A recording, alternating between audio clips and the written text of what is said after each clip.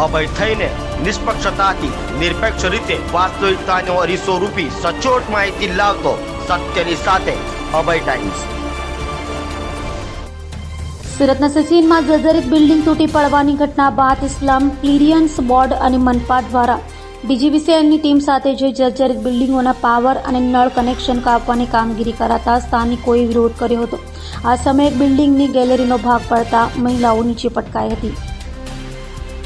સચિન પાલીગામ ખાતે એક 6 માળની બિલ્ડિંગ ધરાશાયી થતા 7 લોકોના મોત નીપજ્યા હતા, જેને લઈ સુરત મહાનગરપાલિકા, Gujarat housing board, slum clearance board અને ડીજીવીસીએલની ટીમે સાથે મળી જર્જરિત બિલ્ડિંગોને સર્વે કરી ત્યાં વીજ જોડાણ અને નળ જોડાણ કાપવાની કામગીરી હાથ ધરી હતી, જેને લઈ મોટી સંખ્યામાં લોકો રસ્તા પર ઉતરી આવ્યા હતા અને પાલિકાની કામગીરીનો વિરોધ કરી રહ્યા હતા।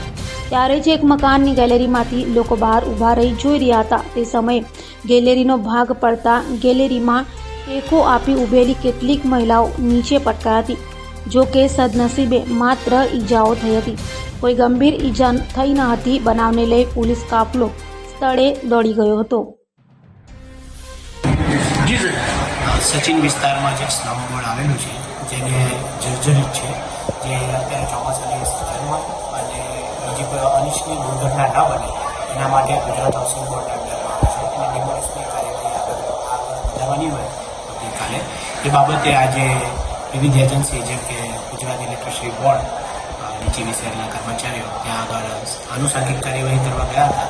ત્યારે ત્યાંના રહીશોએ વિરોધ કરતા રોડ ઉપર આવી ગયેલા હતા, સમજાવી એમને બોલાવી એમને આ હાઉસિંગ બોર્ડના પ્રાંગણમાં એક સમજની મિટિંગ કરી અને સમજ કરી છે અને ઊભી કરી ગયા છે। જે લોકોનો વિરોધ શાનો હતો? એમનો વિરોધ એ હતો કે જે આ જર્જરિત મકાન છે એ ડિમોલિશ કરવાના છે, કારણ કે એનાથી કોઈ પણ દુર્ઘટના બની શકે, તંત્રનું એ કહેવું હતું। પરંતુ એમનો વિરોધ હતો કે અમને કોઈક અમે ક્યાં જઈએ કે અમારા માટે બીજી કોઈ શું છે વ્યવસ્થા, એ બાબતે એમને પોલીસ તરીકે એમને સમજાયા હતા કે તમે સમજી પણ ગયા હતા અને તુરંત ક્લિયર થઈ ગયું હતું।